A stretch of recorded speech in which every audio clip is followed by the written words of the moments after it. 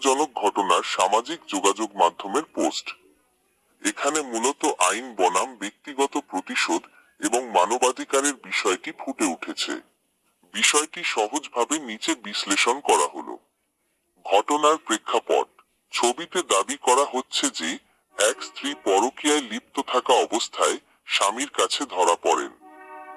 এরপর স্বামীর আগের মাথায় আইন নিজের হাতে তুলে নেন এবং স্ত্রীর ওপর অমানবিক শারীরিক নির্যাতন, লজ্জাস্থানে মরিচের গুঁড়া দেওয়া চালান। 2. নৈতিক ও আইনি দিক। পোস্টটিতে লেখক কিছু গুরুত্বপূর্ণ প্রশ্ন তুলেছেন যা আমাদের সবার ভাবা উচিত। আইন বনাম প্রতিহিংসা। কোনো ব্যক্তি অপরাধ করলে তার বিচারের জন্য রাষ্ট্র ও আদালত আছে। স্বামী যদি মনে করেন তার স্ত্রী অন্যায় করেছেন, তবে তিনি আইনি ব্যবস্থা নিতে পারতেন বা বিচ্ছেদের পথ বেছে নিতে পারতেন। কিন্তু শারীরিক নির্যাতন করা কোনোভাবেই ন্যায়সঙ্গত নয়। মানবাধিকার লঙ্ঘন। অপরাধ যাই হোক না কেন, কোনো মানুষের ওপর এ ধরনের বর্বর ও অমানবিক নির্যাতন চালানো সরাসরি ফৌজদারি অপরাধ, ক্রিমিনাল অফেন্স। এটি মানবাধিকারের চরম লঙ্ঘন। ভুল বনাম বড় ভুল।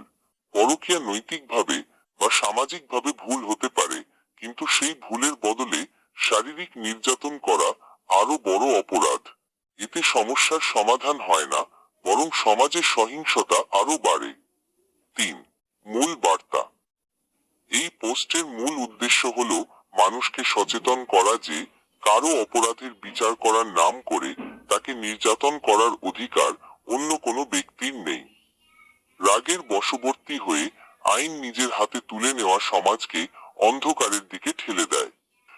আমার মতামত, ব্যক্তিগত জীবনে কেউ আঘাত পেলে রাগ হওয়া স্বাভাবিক, কিন্তু সেই রাগকে শারীরিক সহিংসতায় রূপ দেওয়া কখনোই সমাধান হতে পারে না।